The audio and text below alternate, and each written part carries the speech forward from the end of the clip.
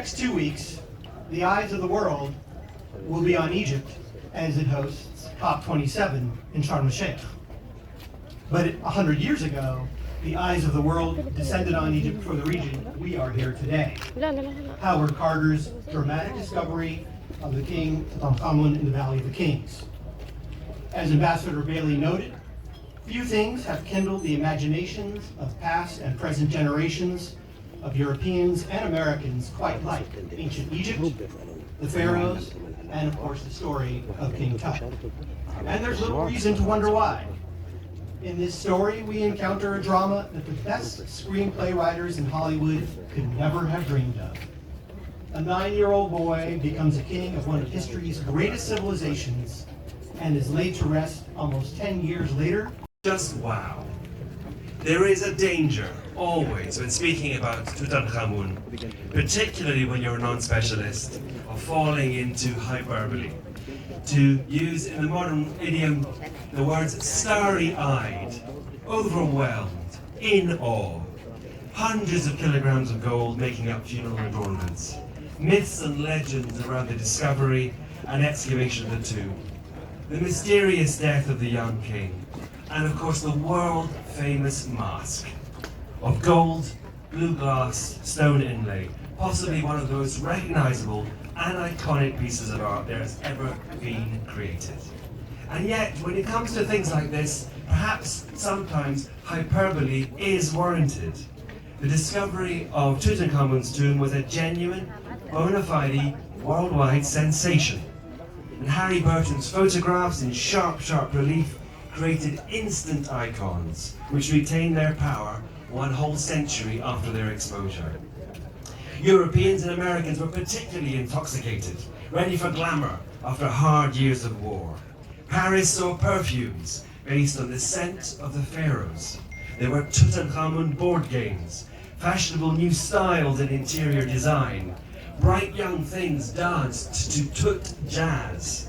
And so Tutankhamun became King Tut, and Tutmania and Egyptomania have never stopped since. In my own town of Glasgow in Scotland, far away from this sunny valley, in a rainier place, not here, we have a club called King Tut's Wow. The Luxor Inspectorate, along with Dr. Zahi Hawass and Dr. Khalid El-Anani for his support of this project.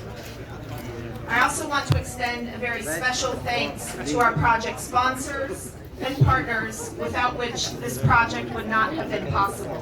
I want to first thank Adina Lee Savin and the Adina Lee Savin Family Trust, the United States Agency for International Development, FHI 360, the Houston Museum of Natural Science, Chicago House and the Oriental Institute, the Luxor Times, Griffith Institute, the British Embassy, Worcester Art Museum, and the Metropolitan Museum of Art.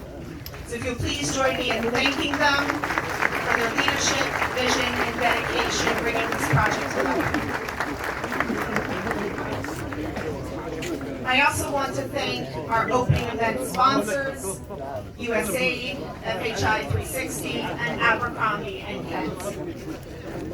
We are humbled to have the support of the ministry and our Egyptian friends and colleagues as we work together to contribute to our shared goals of preserving and protecting Egypt's rich cultural heritage. This is an incredible opportunity to gather today at the home of Howard Carter in celebration and recognition of this monumental occasion. Carter's discovery of the tomb, made exactly 100 years ago today, captured the interest of the world and made Tutankhamun one of the most celebrated figures in world history. The discovery thrust Egyptian archaeology to the forefront of the field.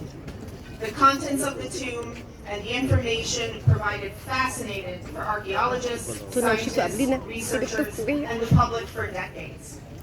This anniversary is an opportunity to appreciate how the discovery revolutionized our knowledge of ancient Egypt and recognize how Egyptian influence remains a cornerstone of cultural lexicon to this day. In partnership with the Ministry, USAID, FHI 360, and the Adina Lee Savin Family Trust, Our generous members and donors of RC were honored to complete this restoration project and adaptive reuse of Carter House. RC's mission is to support research on all aspects of Egyptian history and culture, to protect, preserve, and promote Egyptian cultural heritage, and to strengthen American-Egyptian cultural collaboration. Over our 75-year history working in Egypt, we have completed over 95 conservation projects, funded 740 Egyptian